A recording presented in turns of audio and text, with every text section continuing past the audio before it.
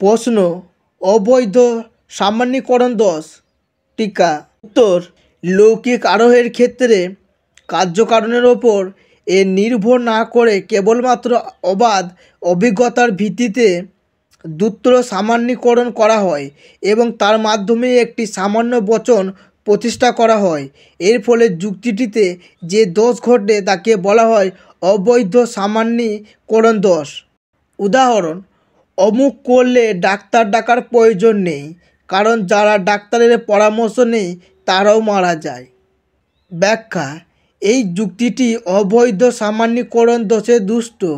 অভিজ্ঞতার মাধ্যমে দেখা গেছে যে বেশ কিছু লোক ডাক্তারের পরামর্শ গ্রহণ করা সত্ত্বেও মারা গেছে। এর থেকে সিদ্ধান্ত করা হয়েছে যে ডাক্তার ডাকার প্রয়োজন নেই, কিন্তু যুক্তিটি অবৈধ, কেননা অনেক ক্ষেত্রে দেখা গেছে যে ডাক্তারের পরামর্শ নেওয়া হয়েছে এবং পরামর্শ গ্রহণকারী ব্যক্তি মৃত্যুর হাত থেকে রক্ষা পেয়েছে। সেই বিরোধী দৃষ্টান্তগুলি পর্যবেক্ষণ না করার জন্য যুক্তিটিতে অবৈধ সামান্যীকরণ দোষ ঘটেছে। এখানেই সমাপ্ত। ভিডিওটি ভালো লাগলে লাইক করবে, তোমার কোনো কিছু জিজ্ঞাসা থাকলে কমেন্ট করবে এবং এই ধরনের ভিডিও পাওয়ার জন্য চ্যানেলটিকে সাবস্ক্রাইব করে পাশে থাকা বেল আইকনটিতে ক্লিক করে দেবে। ধন্যবাদ।